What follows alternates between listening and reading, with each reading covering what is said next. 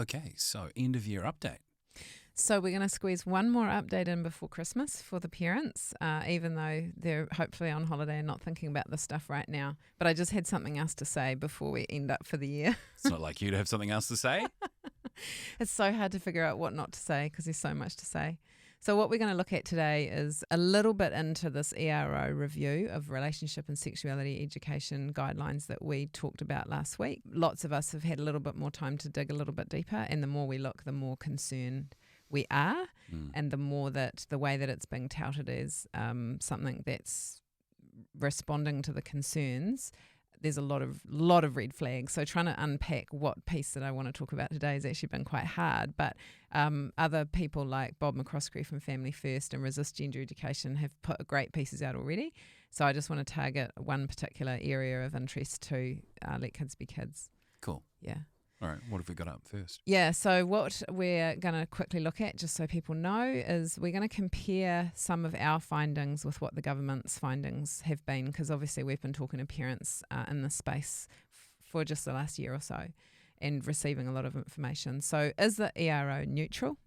And that's a question that we're going to leave with the viewers to decide.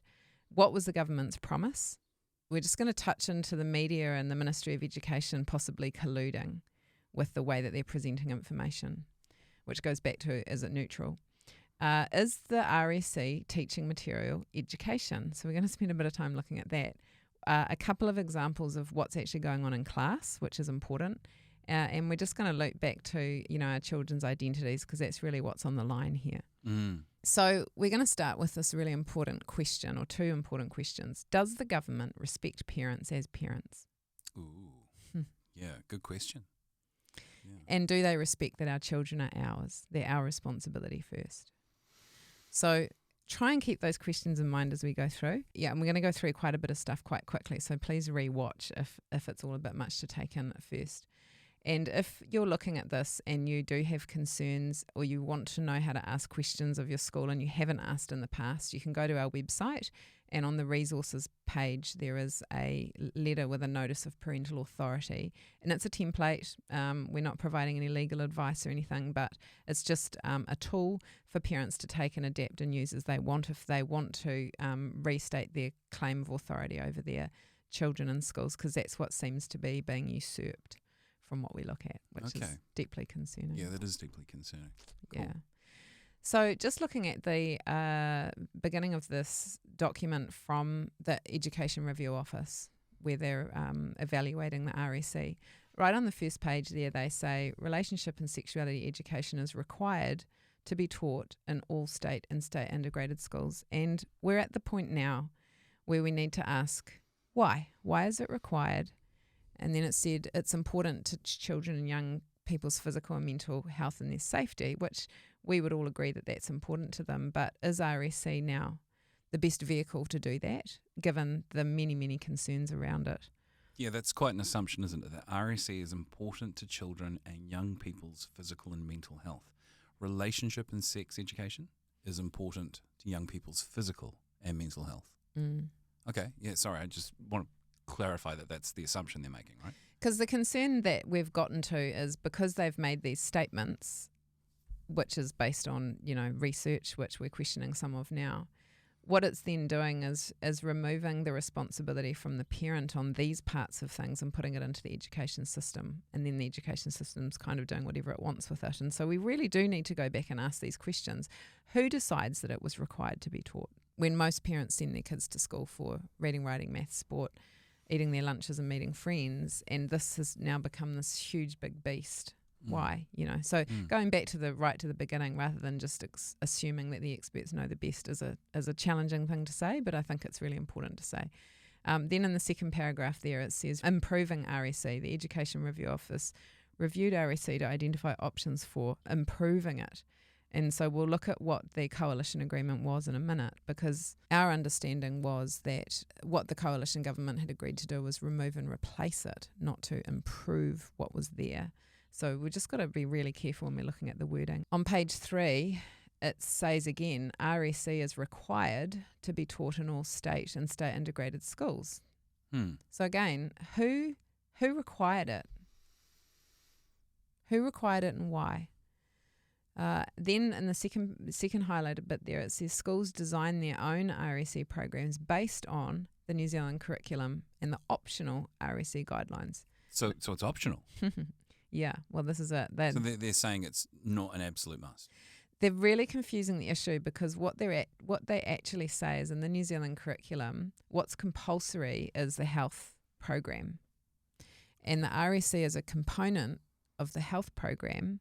So we get a lot of letters back from teachers where they're saying, well, it is compulsory, but then we've actually got the Official Information Act request result from the Ministry of Education saying that in RSE there are no compulsory topics. But that's how the schools slip it in. They slip it in because they say teachers. health is compulsory, therefore this is all compulsory. Okay. And this is the confusion that the ERO report should be pulling up, is clarify the wording because you really muddied that. But what we're picking up here is that what it's saying is schools design their own RSE programs. So we're going to show a couple of examples of basically how they've just copy pasted from one of the things that we're really quite concerned about.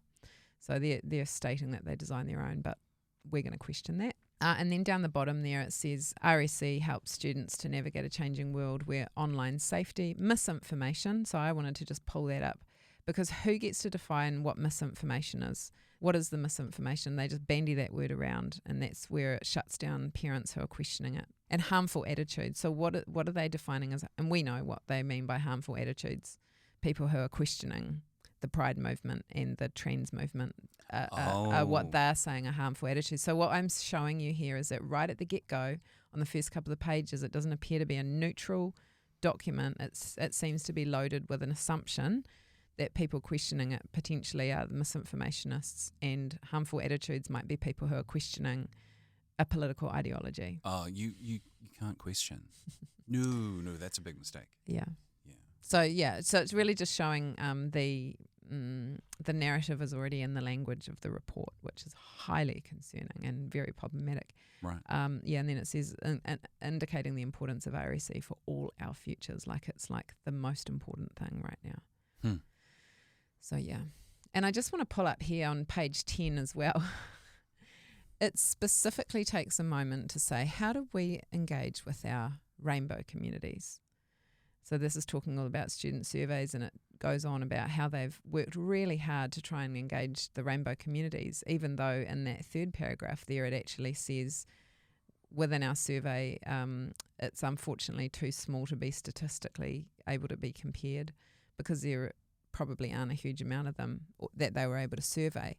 But my question here is, did they make a statement specifically about how they really nurtured and cared for the concerned parents or parents of children who have been impacted negatively by this ideology, or are they just cushioning the rainbow community here? So again, it's just to show that the report itself is not coming from a neutral standpoint of curiously going, lay everybody's cards on the table, what are we looking at? To me, that's what a proper report should have done. That's a really good point. So I'm just going to show you here as an example, the Mental Health Foundation. So this is outside of, the Ministry of Education. But I just brought this up because I want to show how loaded the narrative is. So if you go to their website, when they talk about relationships and sexuality education, have a look at the material they've got as reference material. So for educators and students, they're referring to Beyond the Birds and the Bees, which I actually think that app might have gone now, but that's horrendous. The Relationship and Sexuality Education material from family planning that we're going to look at. And Can you hover your mouse over the bits you're referring to? Yeah, sorry. There we go. That one. That one. I'm sorry that they're a bit small, but that's the one we're going to look at today. So remember, this is the Mental Health Foundation. All of these ones with this logo, that's all Inside Out, which is the concerning agency. So 1, 2, 3, 4, 5, 6 of their resources for educators are from Inside Out, and then one is from Rainbow Youth. Right. So where in there is there material for the majority of the population, which is heterosexual well-being and health, right? If we're looking at sexuality and stuff. So then you go posters and fact sheets. Oh, intersex awareness, identities in the bisexual. It's all rainbow, rainbow, rainbow, rainbow. Guides, templates and workbooks. It's all Inside Out. Gender minorities, rainbow people, a guide for LGBTQ. Well, they're very well covered, so they've got to be sorted. What about the rest of your the kids. Right. Your kids, our kids, all the other kids. Where is the neutrality? What percentage is this that is being just overblown with this stuff? Mind-blowingly overblown. And how much money goes into this? School policies and procedures, 4 of those 5 links are about, and remember, this is for relationships and sexuality education. That the heading is not, this is all what we're doing for the rainbow community. This is what we're doing for relationships and sexuality. For everyone. Mm-hmm. Yeah. But it clearly isn't for everybody. So when they talk What's about that one inclusive, that doesn't, the one over to the right that doesn't look like? So that's the PPTA. So that's affirming diversity of sexuality. Yeah, so that's linking straight to, that's the teachers. Funny, it had that's sort of a normal looking sort of graphic on it, but no, that's actually, what is it? Affirming diversity of sexualities and gender identity. Okay, so just sort of back to that again. There's almost nothing in there for just regular kids. No, nothing in there for regular kids. Nothing in there about, they're not really focusing on, I guess, puberty and stuff like that. They're just focusing on rainbow. So for whānau, for family, raising rainbow youth. Mm-hmm. Okay. So just to confirm that, I'm just going to scroll back up to the top and show you what the name of that page was. Relationships and Sexuality Education Resources from the Mental Health Foundation. Which is the compulsory thing because it's part of the health requirement in schools. Yeah. So what it's showing got is to be, that it has to be given to the kids. That's right, yeah. But the thing I'm showing you here is that that's not even part of the Ministry of Education. This is the Mental Health Foundation. Wow. And then they're funneling it all through to the same stuff that we're battling with. So we're not playing on an equal playing field here, and this is what we really wanted to show. So anyway, that was just a bit of an aside. So going back to the coalition agreement, so Winston Peters campaigned really strongly, the whole of NZFirst campaigned really strongly last year on removing the ideology, so the gender ideology, which is what we're going to focus on today. There's lots and lots of red flags, but we're going to focus on the gender stuff because we haven't got time. Right. So he said here, behind closed doors, a small unelected cabal of opinionated virtue signalers want to integrate gender content into the curriculum. Well, it already was there. Yeah, true. They have no authority to be doing this. They never asked you. This election is about stopping them. So that was one of his election promises. And this is actually one that I quoted when I did my board speech back in May last year, not having a clue what was going to happen next in my life or with Winston Peters or anything. So it's funny how it keeps rolling around. But what he said was, our schools have no right, role or place teaching our young kids this kind of socially driven doctrine. This is not education. This is a deliberate social engineering program designed and controlled by the virtue signalling woke, without any legal authority at all. Now, I believe, and I think that they know, that their stance on this is what got them over the 5%. It's what got them in. It was such a huge topic for parents because we could see the train had left the station and children were already being harmed. Yeah, it was. So on that, the coalition agreement, the education topics, and only we're going to look at bullet point number 3 there, which was to refocus the curriculum on academic achievement, not ideology, including the removal and replacement of the gender, sexuality and relationship-based education guidelines. And so that was signed, that coalition agreement signed by Christopher Luxon and Winston Peters. This is what we have to hold them to account to. And when the ERO review came out, NZFirst were quite quick at publicly saying, job done. And we're looking at it saying, hold the phone. There's actually some massive red flags here. Yeah. So we are just a group of parents who do some research and are just trying to raise a red flag. So this is for parents, but it's also for the politicians to really go, hey, over here, we've got some more stuff that you might want to look at. Cool. It's mind blowing. Hold the phone. Hold the phone. Yeah, I'm trying not to swear because the stuff gets me really riled up. Imagine.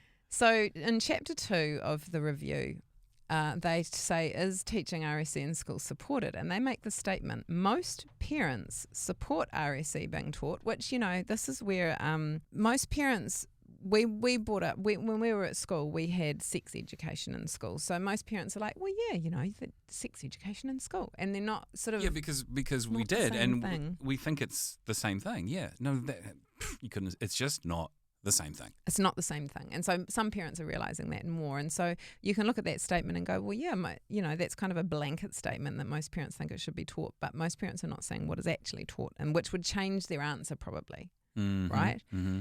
And then it says there, 87% of the people that they surveyed support RSE being taught in schools, which would they're trying to make it sound like they would support all of the topics being taught in RSE, where actually what I would say that is really showing is that parents agree that it's helpful for kids to learn something about sex ed in school. Right? Yeah, it's helpful. Yeah.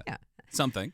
But what I want to show you now is some information from one of the parents that we know who actually was in one of the 20 schools where the ERO... Sorry. I just noticed at the bottom there it says 6% of parents in whānau withdraw their children from RSE lessons.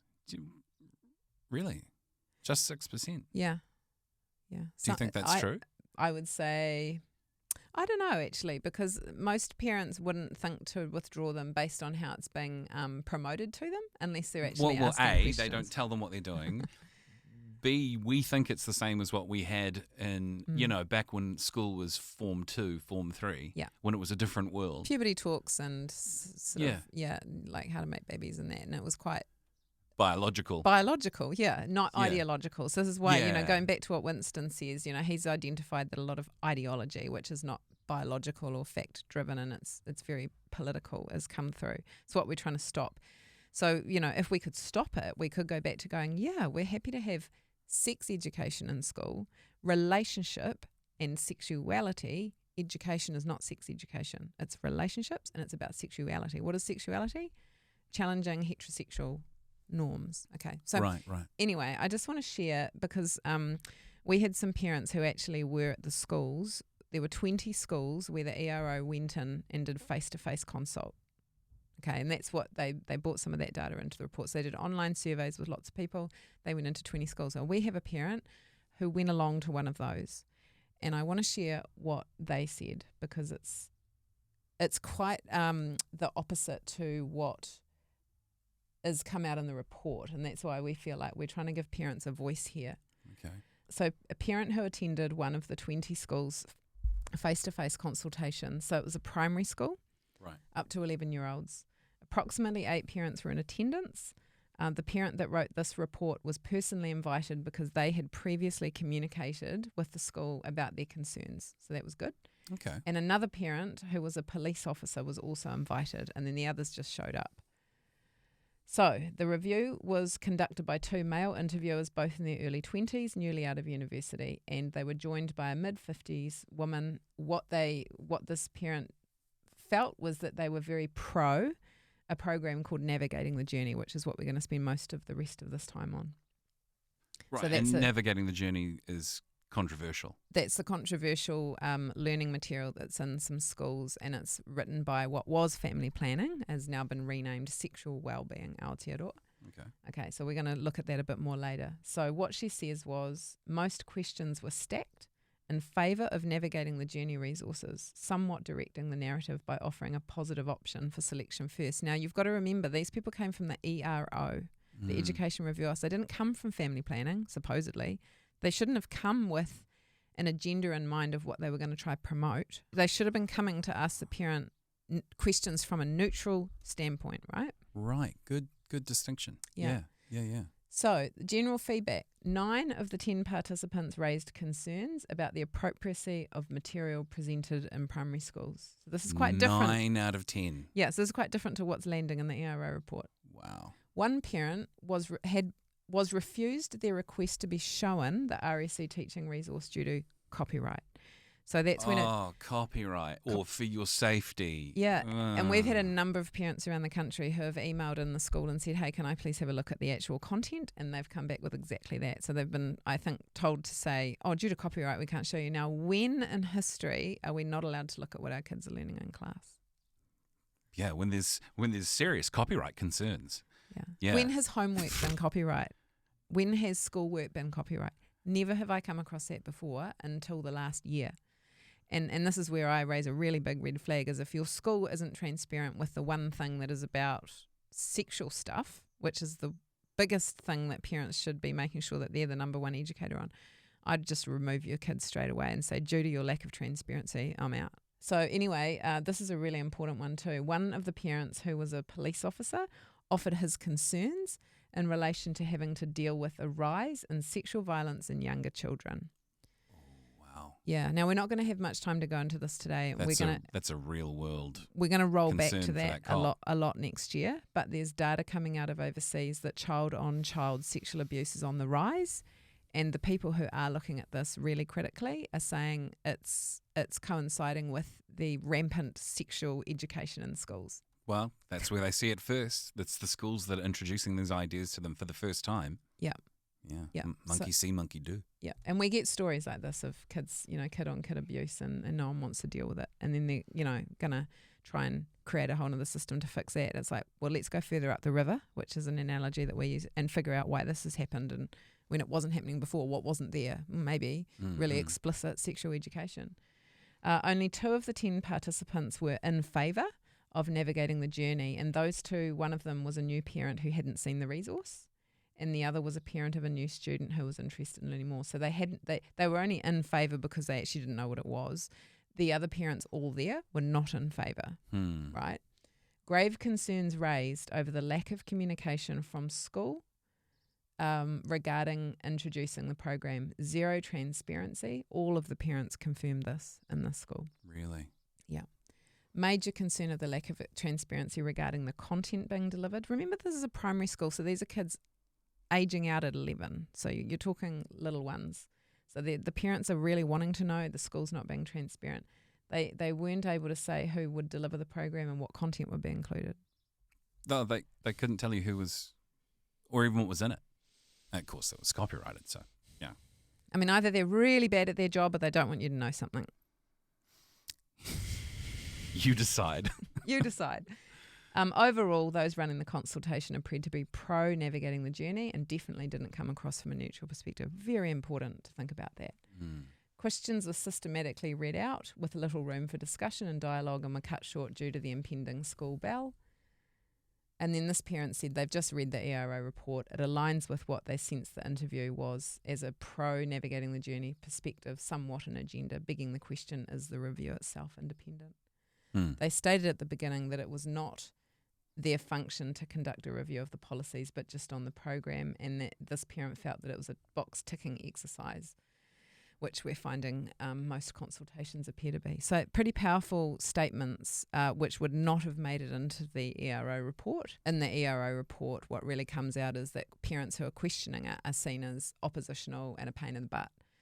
And it's like, no, if parents are questioning it, they question it because they have a right to question and they're concerned. So they should be listening to the concerns rather than saying due to misinformation or, all of this. It's just insane how they're twisting it. They're really trying to normalise parents not questioning as the right action that a parent should take. Don't question anything. Well, and what we've learned over dealing with parents just in the last year is that the psychological attack on parents really has worked. Parents have to do a lot of inner work to get to the point often where they'll even ask a question because they've got to stand up and be seen as questioning and be open to what might be social ridicule because they asked a question. Yeah, particularly around this topic. It's well, I guess with our tall poppy syndrome, you've got to get past that culturally as a Kiwi, not being want to put your head over the parapet. Yeah, and also, with this whole trans and pride movement, anyone questioning it is called a homophobic, transphobic bigot. And it's like, no, we're questioning something on behalf of our own children. So parents need to remember to stand in that. They're very quick to name call that. They're very quick to sort of go, yeah. oh, you're a hate group.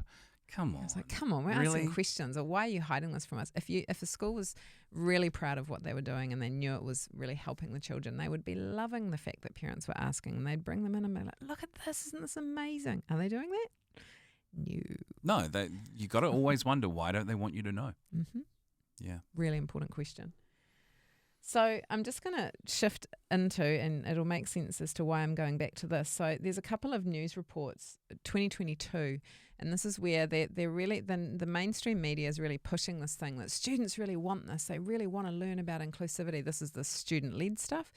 The school that they use in their photo shoots here is Wellington High, and that's one of their leader brands, let's say, of gender ideology.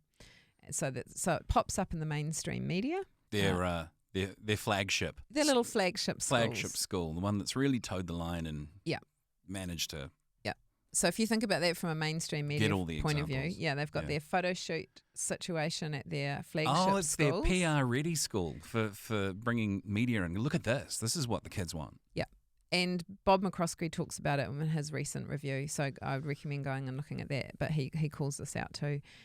Then they talked about here, and this is important, this other article calls for sexual consent. In this article about calling for consent in education, there is a statement here. Remember, this was in April 2022.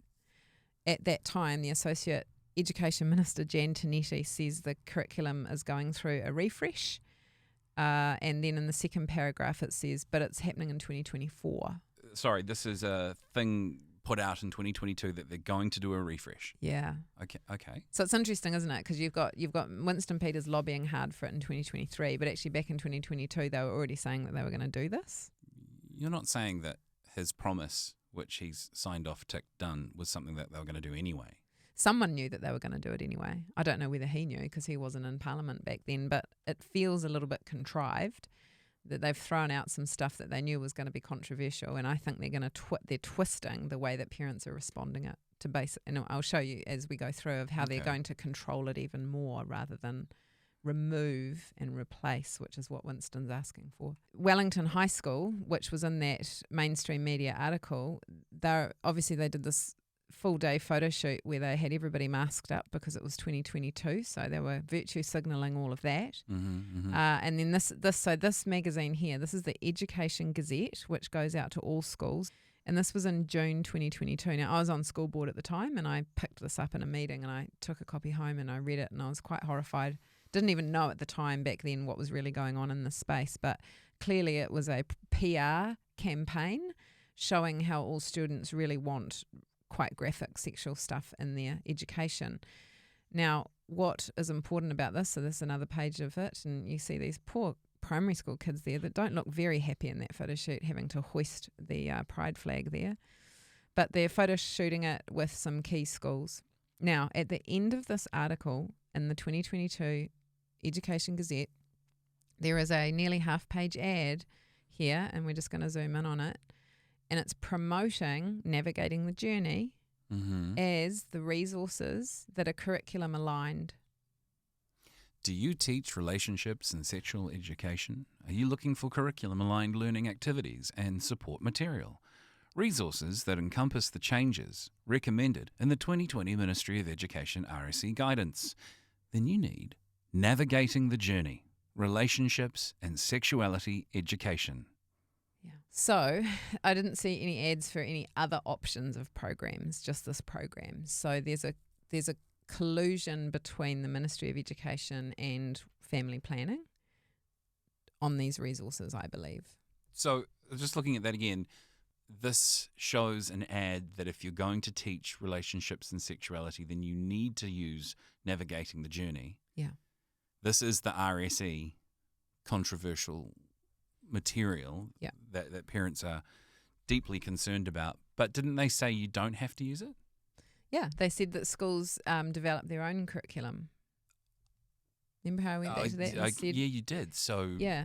But now this proves that's not the case. Well, what they're doing... Because if you want to teach it, the ad says you've got to use this. I mean, to me, what I see this is like a public-private partnership where you've got a external from the ministry organisation that has a bunch of resource writers and developers, and they're creating, which is what we're going to look at, training material that teachers who are overwhelmed and overloaded and who are not experts in this field will just purchase an off-the-shelf resource.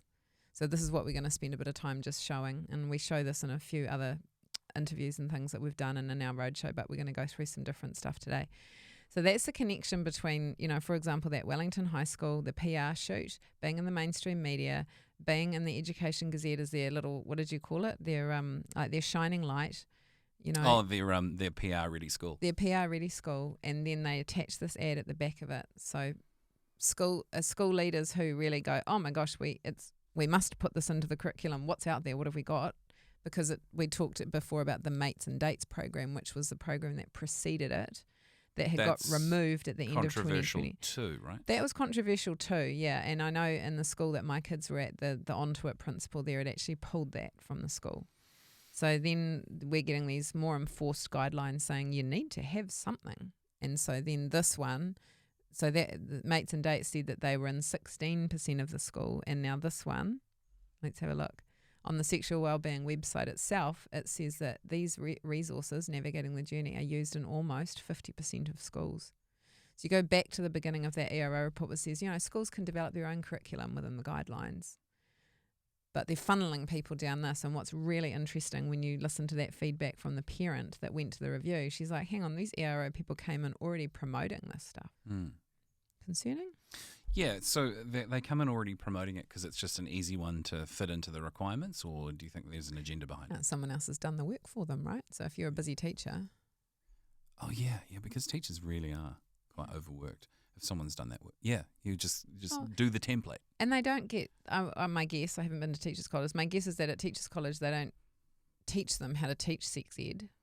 They're teaching them how to, run classrooms and how to do their specialty subject areas, but they don't teach them how to become experts in sex ed at teachers' college. So this organisation, which was Family Planning, they run those workshops. So they run workshops, and you can see it on their website, where a teacher can go along. Sexual Wellbeing Aotearoa is the organisation you're referring to. Yeah, so it's kind of farmed out to them. It's like, just get these guys to come in and do it. There's funding for it probably. Just pay them to come in and do this class. And then I can say as a teacher, I didn't even teach it. No, it's not quite that. So what they do is they run courses for teachers to go on so that the teachers can then teach it in class. Okay. Yeah. So it's like running a course on how to do calculus and teach it. Yeah. Except it's sexual. Yeah. Okay. Yeah. So they can go to them, but then there are other agencies that come in, like YMCA and stuff, and one of the resources from that, which is using the stuff, but it's still an outside agency, or it could be schools using the stuff and it's the in-school teacher. Righto. Hope you can follow that. It's a bit confusing. I just want to also say here that not all schools are doing it, and we deal with, as parents are going in because they're aware that there's an issue, we just say we can't make a blanket rule about this is bad in all schools. You really need to get courageous and just go ask. And hopefully, because more and more are concerned about it, hopefully they'll come back and say, we're not doing it, or what are you concerned about? And so what we're just showing you is some of the stuff that we find is happening, and it seems to be happening in more schools than not, but it isn't happening in all schools. And there are some really great people in schools who are really trying to keep this at bay. What they need is parents to show up and say that they support them in that. So we're not being anti-schools here. We're actually just saying they're getting funneled down a path, and unless people come in with an alternative viewpoint in a really positive way, they only hear what they hear. Right, I'm just going to flick now, and we'll understand why as I step you through this. But when we did our roadshow earlier this year, Elisabeth Cave spoke about a staircase. So what she said was, imagine a staircase of education, schooling, training, and indoctrination. So we're going to rip through this really fast. If you really want to understand the educational philosophy behind it, I would really recommend you go back to our videos on our YouTube and Rumble and on our social media, and it's called Part 2 of the Roadshow, where she talks about identity disruption. So she goes through this here. She's got an educational background, and she studied the philosophy of education. Her stuff's well worth listening to, but I'm just going to rip through it really quick here. So what she talks about is, if you're imagining it like a staircase, education is at the highest point where it enables a student to transcend their environment. So the teacher has full autonomy. They're not running off a prescriptive program. This is all about the highest good of the child. This is the definition of what good education is. The definition of what education is compared to the other parts of the staircase. Yeah. So schooling is where there can be an imposition of, say, a syllabus, because obviously we have a schooling system. We call it education, but it's actually a schooling system where there is some structure, and that enables. Is that different from training? Yeah. So the training's the next one down. So schooling is still a positive pursuit, right? Right. It's just got a little bit more structure to it than pure education. Training is still a positive pursuit. It enables a student to fit into a static environment, and training, and it's just funny because Elisabeth and I both have experience in adult education, tertiary education, and workplace training education. It's training, not education, because usually it's something prescriptive that you need the worker to be able to do. Sort of a skills-based thing? Skills-based, so military training, trade training, right. Follow this process and you'll get that outcome. Right. That's what training is, right? So it's not really inviting the student or the trainee to think really expansively and blue skies about it. It's saying if you want to work this machinery correctly, you need to follow all these steps. That's what training is. Step 1, step 2. This does that. Be precise. Prescriptive. Okay, so I'm seeing so far education, which is open your mind, learn how to think critically. Schooling, which says now we're in an environment where this has to be understood. I find it hard to understand the difference between schooling and training because then by the time we get to training, it's now at the other end of the spectrum, isn't it? It's like specific skills learned here, not learning how to think, not learning not learning to think openly and to educate and be broad-minded. It's very skill specific. So, okay, what comes after this? Yeah, well, so the next one comes after this is indoctrination. Now, this is below what we call the waterline because it's not a positive pursuit. Indoctrination psychologically corrals a student into a static environment. And what Elisabeth talks about is that to be classed as indoctrination, it fundamentally has to have a harmful ideological component, which means that it's not the pursuit of the greatest good for the child or the student. It's going to potentially harm them or be negative. And you can take that however you will, but I'll walk you through some stuff just to keep going. And please go back to her video for the full information about it. So what's happened in the education system over the time is that with the imposition of, say, a syllabus, true education, which is rare anyway, you're probably thinking back to like Socrates and Plato and all of that big stuff. That's gone. I see it's gone from your... Gone, and it's been merged into schooling, but it's been renamed education. So now we think that one is education. Yeah. If you keep going, what then has happened is they've taken education, and then with the imposition of NCEA and quite prescribed learning outcomes and things like that, it's now become more like training, but they've renamed it education. So people just still think it's education, but it's we're very heading prescribed down the scale more and more and more to more prescribed learning outcomes. To indoctrination, I take it. So then, in some parts of what we consider to be education, some of us who are looking at this would say that now what we're actually seeing is indoctrination, but this collapse of the staircase has happened over time so slowly that we don't notice. It's called education, and we just go, oh, that's education. That's quality pedagogy, when it's actually a far cry from quality pedagogy. It's just slowly boiling the frog, isn't it? Yeah. And my concern is, and lots of parents out there, is it's just creating little automon students who don't have these big blue sky ideas because they're collapsed into this very prescriptive environment. And just so that, just for some evidence that we aren't the only people saying this, I just want to go to this article, which was actually in the New Zealand Herald, and teaching graduates warned off the profession, 2005, so nearly 10 years ago now. Instead of the usual graduation ceremony commendations for commitment, dedication and hard work, Massey University teaching graduates have found themselves all but warned off their chosen profession. Emeritus Professor Ivan Snook told the assembled graduates in Palmerston North they were entering a major site of struggle. So what he talks about is the transformation of the structure of education and changing it from true education into what would be, if I just highlight the indoctrination. Well, he probably didn't even go that far back then, but he said bookkeeping. So, and this happened a lot where you've got bookkeeping, compliance replacing pastoral care. So it's the admin side of teaching. Testing squeezes out teaching, skills training replacing education, and compliance pushing out creativity. Yeah, that's everything I suspected was happening to teachers, those poor buggers. Yeah, and I feel for them because teachers go in there because they really want to help kids, right? Yeah, but they get overwhelmed by the amount of reporting and things that they have to do. And so what they say, and the second part of that there, where it's the third part where it says skills training replacing education, and that's what I just wanted to hone in on the article from 10 years ago, because that's what we're talking about here. Yeah. Skills training has replaced true education. And actually the next bit, which says teachers faced increased surveillance, which is interesting, which means that everything is reported out on. We're seen as skilled technicians. This is the teacher is seen as a skilled technician rather than a professional that in the teaching field, and we're prevented. So what that's saying there is, if you go back to the staircase, a training system would have a skilled technician training others. So it's not true education anymore. Mm.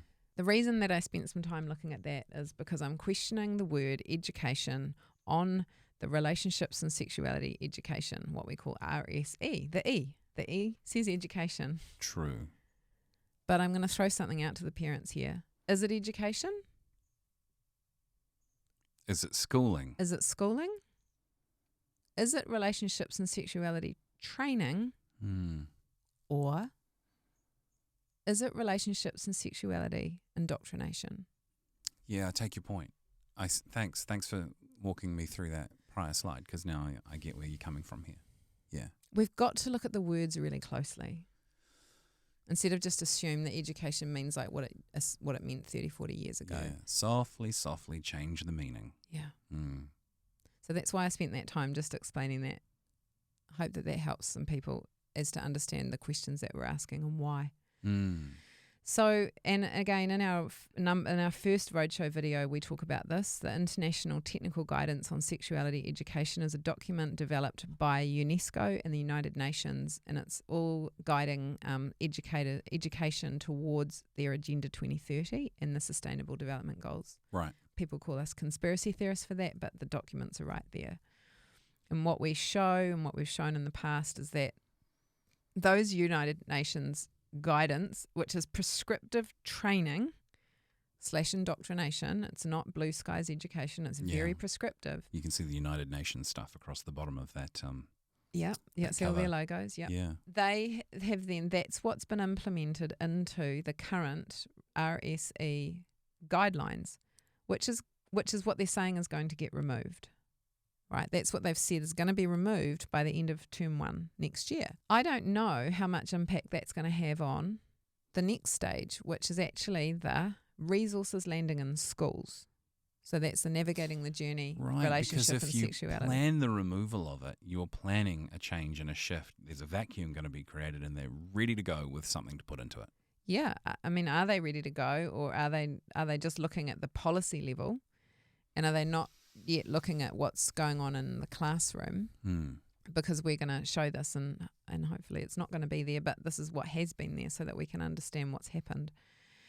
But what I want to do first is I just want to have a little break from talking and just let some of the parents who are connected with Let Kids Be Kids share their concerns, in particular around the Navigating the Journey resources, because what we feel with the ERO report is that parents who are concerned haven't really had their voices heard.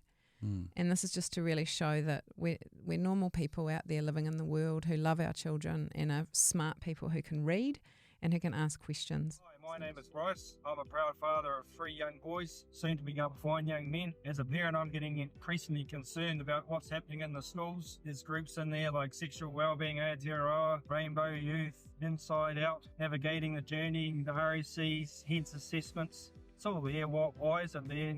I don't want it there. That's why it's really good to have groups like Let Kids Be Kids who are informing the parents, informing the teachers, let them know what's going on, coming up with some solutions and helping. Just sick of everyone messing with the kids' brains. Leave them alone. Just let them be kids. Simple. Hi, my name is Adele. I'm a dedicated mum to 1 teenager and a private music teacher. As adults, it is our responsibility to protect our children from gender ideology and information that is not age appropriate. Much of the RSE content that is taught in schools, including Navigating the Journey, is not age appropriate. It is sexualizing our children far too young, and often they are becoming confused and uncomfortable. Enough is enough. Let kids be kids. My name's Hedley, and I'm a proud father of 7.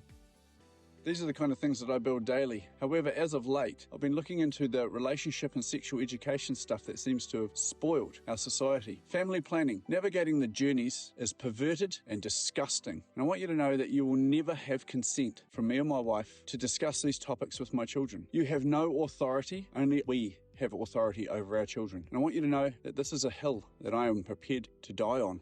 My name is Sarah. I'm proud to be the mother of 6 children and grandmother of 8. I have spent time reading the resources for RSE in school, from Family Planning's Navigating the Journey. They are abhorrent to me. I am seeing the corruption of young ones' minds and bodies in our society because of this. We, the parents, grandparents, stand in our authority against the indoctrination of our children. Let kids be kids. Ricky here, and I'm the proud father of one amazing 12-year-old girl. When she was 9, she got in the car one afternoon and said, "I'm not supposed to say anything, Dad, but why do I have to know what colour sperm is? I don't want to go back and learn this stuff, Dad." Well, how do you take that as a parent?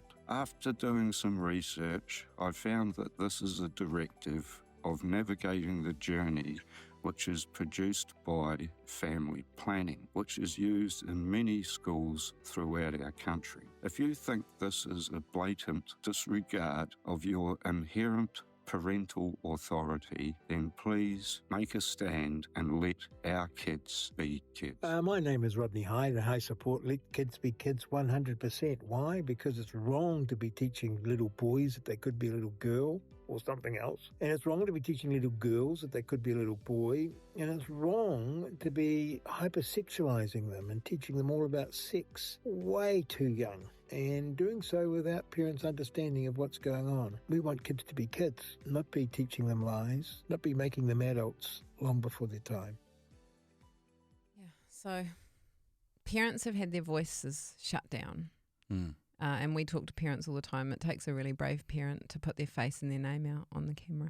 Yeah, you could see the strength in those parents. Yeah. And how they feel about it. Yeah. And we're being told It shouldn't have to be that hard. The narrative is, and it's coming through media and through the education, is that parents are not the experts in this area. Parents can't be left to deal with this alone. It has to be dealt with through education, and parents are really needing to find their voices.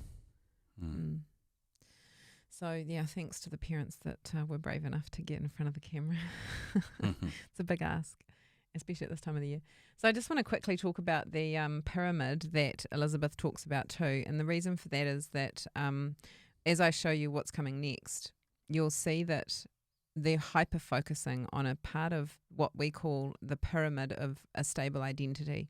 So I just want to read out that the ones in the dark colour there, character and basic humanity, are at the foundation of a stable identity. And what that is basic humanity, and this is from Dr. Stephen Stosny, who's a psychologist on Psychology Today, and Elisabeth and we share his work. Basic humanity is a sense of connection with all humans. It increases respect, appreciation, compassion and kindness. Identifying with basic humanity alleviates the feelings of isolation that are integral to most psychological distress. It humanizes perceptions of others and culls the negative judgments of self and others that produce so much anxiety and resentment. When in touch with basic humanity, we like ourselves better and treat others humanely.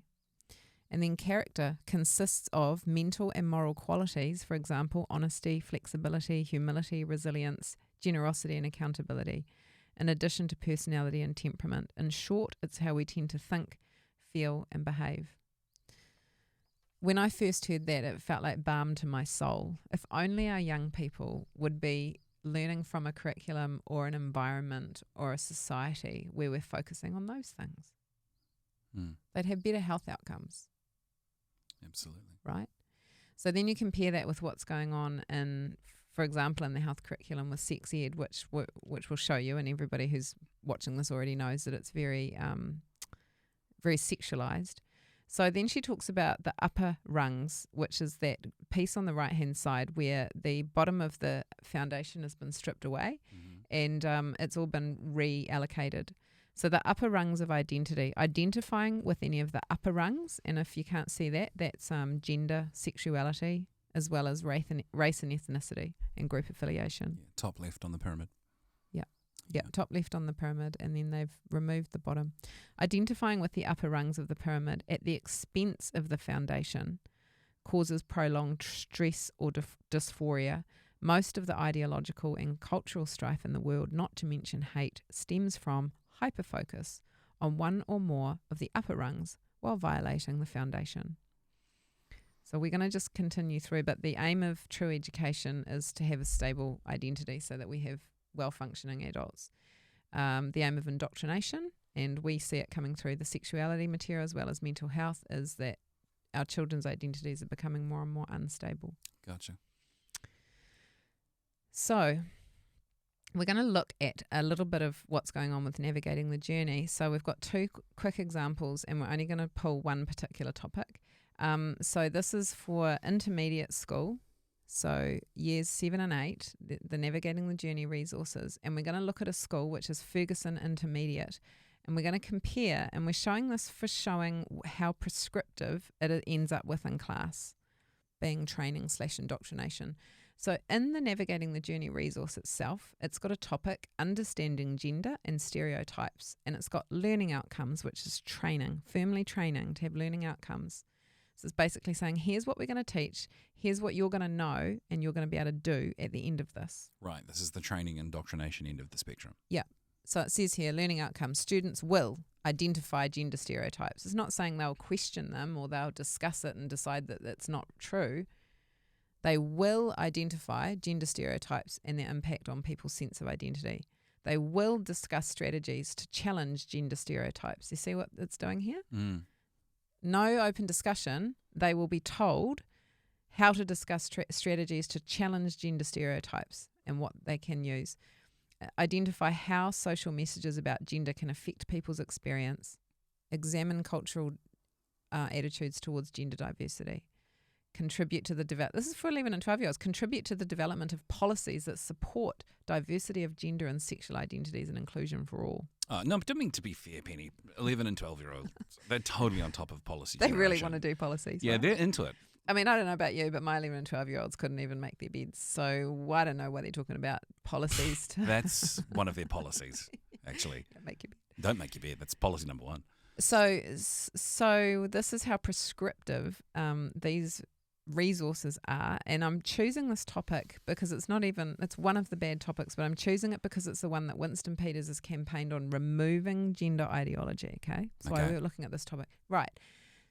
And then it's got a list of resources to use. So again, it's very prescriptive. Here, use this activity, here's what you do, run this thing. Okay, so that's navigating the journey. Now we're going to look at what landed in Ferguson Intermediate's Year 8 class, and you'll see it's exactly the same words. Those 5 bullet points, identifying the learning outcomes, understanding gender and stereotypes. They have literally cut, copied and pasted from the Navigating the Journey stuff into a PowerPoint slide to teach this in class. Yeah, look at that. So it's literally the same words. Identify gender stereotypes, discuss strategy, word for word. Yeah. Okay. So when you go back to schools develop their own curriculum, and 50% of schools are using Navigating the Journey, some of them aren't quite as prescriptive. So this is an example of what I would consider lazy teaching. This is their quote-unquote development of their own curriculum. Yes. Just ripping word for word, of transcribing it over. 100%. Wow. Yeah. Training. Yeah. So then going into some of the content as an example, and again, this comes directly from Navigating the Journey. What do you think the term gender identity means, and what's the difference? They're asking them what to think, which could sound like education rather than training, but then they tell them gender refers to the gender person a person identifies with, example, non-binary, transgender, queer, which may or not match their biological sex, and then sex refers to biological sex assigned at birth. So it's very so prescriptive. They're separating out. This is where they separate gender from sex. Yeah. This is where you watch all those videos where they ask, well, what is a man? What is a woman? And they have trouble answering it. Yeah, that's right. Yeah, okay. Yeah. So, but what I'm sort of showing here is that they're saying they want the student to think about it, but they're actually telling them what to think. They're telling them what gender means. They're telling them what sex means. So if a student's in class going, hang on, and this is what happens a lot, by the way, kids go, there's only 2 sexes, male and female. They get reprimanded for saying that. Right, but that's how it used to be in our day, right? Back in Form 2, sex ed class, learning about puberty, gender and sex was the same. Yeah. But now there's a disconnect. It's a new thing. It's a different thing. Suddenly we might not be anymore. So this is ideology that isn't scientifically backed. Yeah, right. And then it says, this quote at the top, it can be helpful to think of sex as sex is between your legs and gender is in your head and your heart. Now you might remember that. If you've watched our roadshow videos, the picture at the top of that. Very nice way of saying it. It's what's in your heart. It's in your heart, yeah. So they're tugging on the emotional stuff. Yeah. There isn't actually a link to that particular video in this slideshow, but he's literally word for word. That's what they're saying from one of those videos that we talk about quite a lot that's got quite explicit stuff. Literally, he's there saying, Sex is between your legs and gender is what's in your head and your heart. And he's bobbing his head like that. So literally it's copy pasting the same, if you say the same thing enough again and again and again, tell a lie long enough, people will believe it is the truth. That's what I believe we're saying here. Yeah. Then they're saying, what does the word stereotype mean? And so they're basically painting, they're calling a stereotype heterosexual, and then they're painting it in a negative light. The conclusion of this module, which obviously have more in it than we've got time to show, is they've already pre-written the conclusion. So remember they said, we want you to think about these things. Think about gender Right, and another sex. proof that it's not education because the conclusion is prescribed. Yeah, so look at this. The conclusion's already there. Gender stereotypes are limiting and contribute to discrimination. There are exceptions to every generalisation. And then, it's just so prescribed, and then wondering why our children are coming out really quite messed up and oppositional.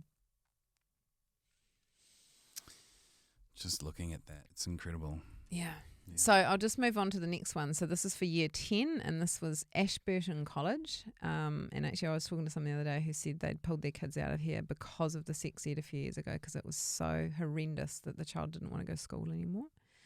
So again, looking at the Navigating the Journey resource for year 10, and looking at the same thing around diverse gender and sexual identities being the topic. And there we go. We've got the training approach of learning outcomes, and then a list of prescribed resources, which, remember, the teacher may or may not use, but they are using it a lot. And so the one that I'm just going to pick up on here is there's a resource called Diversity Terms and Definitions. So they're teaching it like it's real rather than having a curious question about it. So this is what Navigating the Journey's activity is on this, and it's lots of pages. I'm just screenshotting the first page here. But basically it's a mix and match your definition to the word. So it's indoctrinating children into the fact that all these things are real, and that for some reason a 14-year-old, 13-year-old needs to know them and repeat them, right? Probably even get tested on them. So that's in the Navigating the Journey resource as an appendix activity. And then we move over to Ashburton College's booklet for the students. And word for word, same activity. They've just put it in their own formatting. So again, the teacher is not using any critical thinking here. They're literally copying and pasting. Our school develops our own sex ed. Yeah, right. Our school develops our own. But then Navigating the Journey itself says that 50% of schools are using their material. Yeah, well, that just admits to it, doesn't it? This is concerning, so I just thought I'd throw this in. Of course, it says here that this booklet was developed using an outside provider of YMCA. So this is an example of an outside agency coming in, but they're still using Navigating the Journey because it's all word for word. And look at all the learning objectives. So again, this is training. Firmly training, but / indoctrination, because if you disagree with them, you're not treated that great, And it goes, there was one there. Students will identify a variety of contraception methods.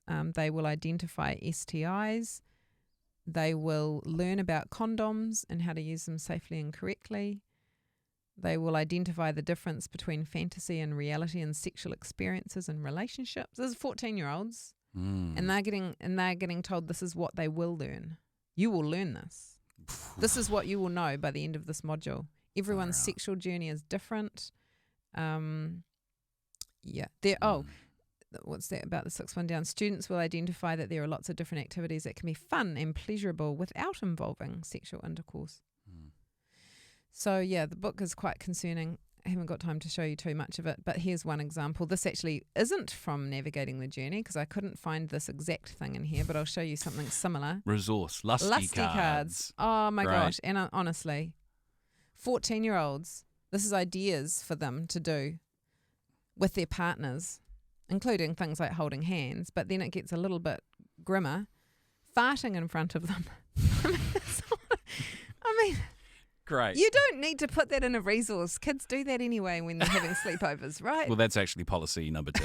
So, mutual touching of genitals, mutual masturbation, oral sex, rubbing bodies together, anal sex. Now it just gets a bit hard to talk about. This is for 14-year-olds being a prescribed training book. Yeah. You will learn this or else. Are we still feeling like we're happy with the Ministry of Education directing what they think our children should learn? I don't know. You decide. Every parent needs to decide for themselves. But this is, so that little list of treats wasn't in the Navigating the Journey resource, but there was a similar one that was, and we've talked about this in our roadshow. So this is from Navigating the Journey. So remembering that this organisation gets a lot of government funding. It's holding hands, kissing, touching your partner's body, touching your partner's genitals, hugging, rubbing bodies together, masturbating in front of each other, online sex. Remembering that this is for 14-year-olds. Adults don't even need to know this and are horrified by it. But for some reason, see, if you handed someone this in the street, you'd probably be done for explicit material. Suddenly it's in a classroom, and not only is that okay, parents, they think, don't need to know. Well, it's copyrighted for your safety. Yeah. So going back to this illustration, is it Relationships and Sexuality Education? No, definitely isn't. It doesn't seem to be, because it's prescribed. It seems to be training. It's outcome-based. / indoctrination, because it's harmful. The amount of kids that are harmed by this versus the amount of kids that could get helped by this, I would say, is off the charts unbalanced. Yeah. And we can't seem to raise the alarm bell quick enough for people that could make a decision to really rethink this at a deep level. So the biggest thing that we try and do is just try and tell more parents. So yeah, going back to that, if you were to go through those programs, where do you think that you'd be sitting? Do you think that you would be, encouched in this understanding your basic humanity and character and becoming a happy, confident, productive, engaged teen? Or are you thinking perhaps you're going to have a little bit of an unstable identity because you've been bombarded with this stuff before you're ready, or even if it's meant to be there at all? This is why we do what we do. So just to quickly, talking about child-on-child sexual abuse. So it is on the increase rampantly.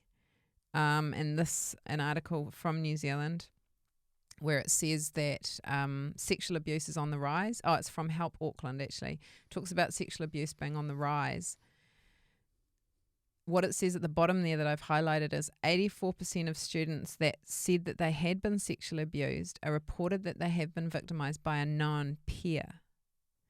So a lot of the material out there about sex ed and the reason why they need to teach kids all this explicit sex ed is they're actually painting parents in a bad light as the potential abusers. But the data says peer on peer. Which goes back to what that cop said. Yeah. Yeah. Goes back to what that cop said, and there's data that's come out overseas, and we'll be sharing some of this in the new year, that child-on-child sexual abuse has gone through the roof. And it seems to have coincided with quite explicit, comprehensive sexuality education in schools as one of the issues. Obviously, there's online and there's other societal issues going on. But where is it that day by day children are getting sexualized in order for them to think that that it's okay to sexually abuse another child? And we have to have an investigation on this. Right. Because if you're starting to see stuff coming through school where it's just like boundaryless, we've really got to start looking at this in the new year. So that's really why this is critical. It's important. We can't let this not happen for another few years. So I'm just closing up now because that's quite a lot of information. Please go back and listen to it again. Please share it.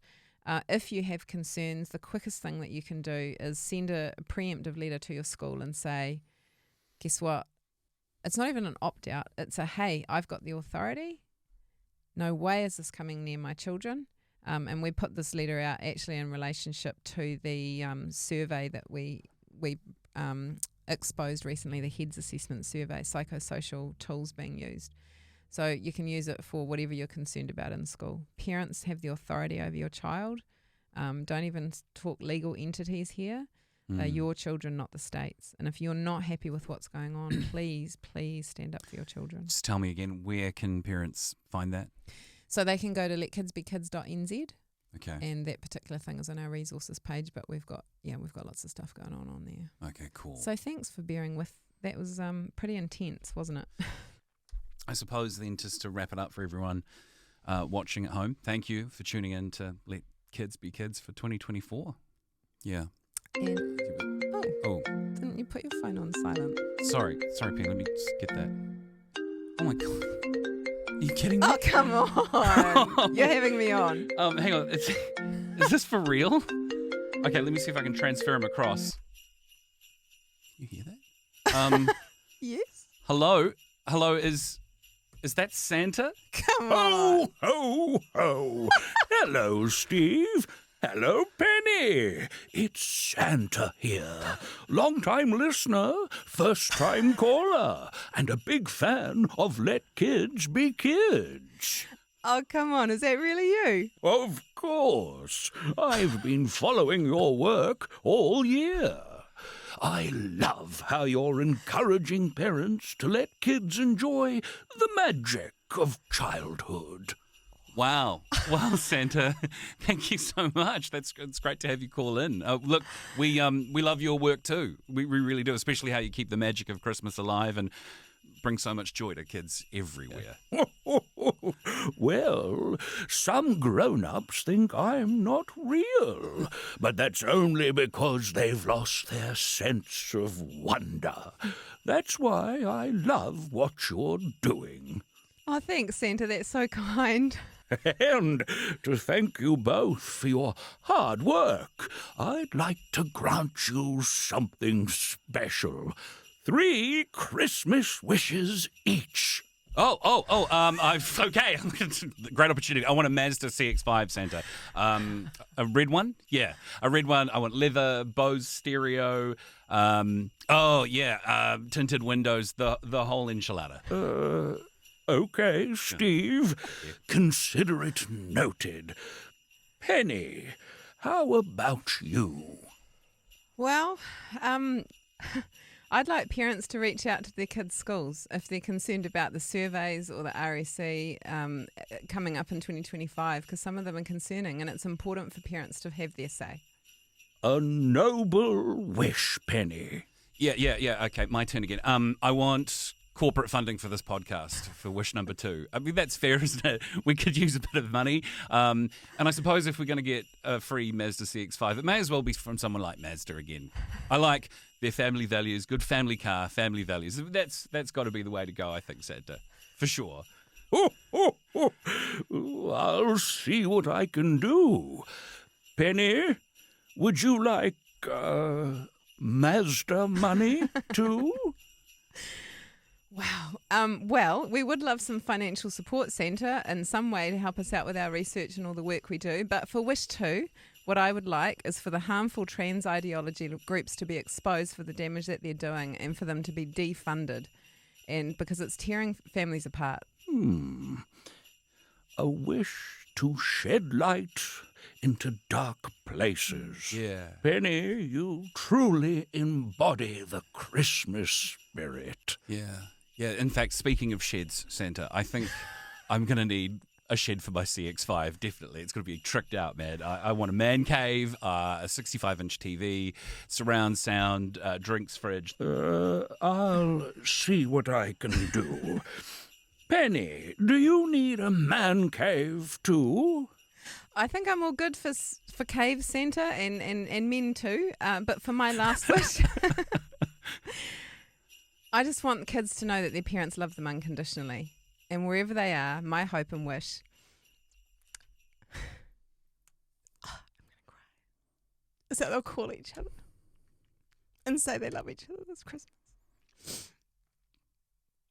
Because that's what matters the most. Yeah, sorry. Wow, Penny. That's beautiful. Indeed it is. Ho, ho, ho. Well, let me grant those wishes right now. Wait, Santa, no, hang on. I've changed my mind. You have? Do you want a blue CX-5 instead? Oh, a blue one. That's quite tempting. No. What I want is what Penny said. I want parents to reach out to the schools and find out what's being asked of them, the surveys and everything they're being taught. I want these trans groups and all their funding to be exposed. And like Penny, I just want kids to connect this Christmas with mum and dad and say, I love you. Yes, got it, Steve. Your wish is my command. Let kids be kids. And Merry Christmas! Ho, ho, ho! Thanks, Santa. Thank you, Santa. Wow. I What did just not happened? expect that. Everyone, thanks for tuning in. And if you work for Mazda, Yeah, and thanks everyone for tuning in, and Merry Christmas, and let kids be kids.